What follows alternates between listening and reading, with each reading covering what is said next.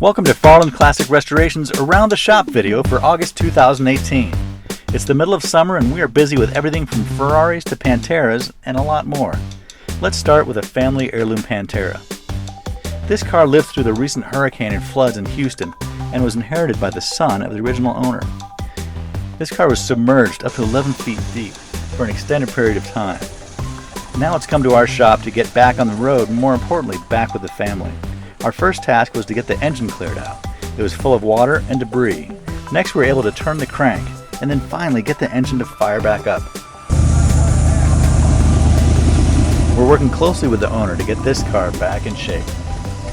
In other supercar news, we shot one of our walk-arounds with Bill videos with a very original Ferrari 512 BB that we have for sale in our showroom.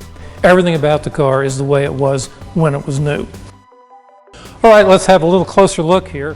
We also have several other Ferraris for sale in the showroom.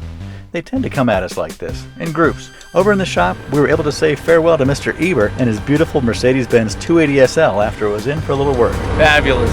Great job. Happy driving, Mr. Ebert.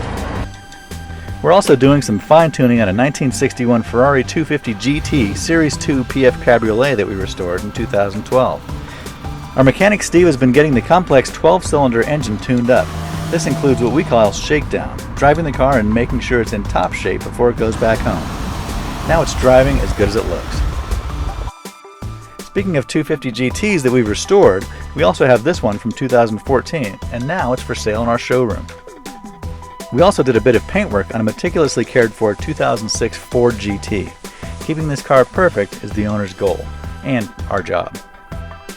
Well, that's about it for now. Thanks for watching, and remember to subscribe and give us a thumbs up.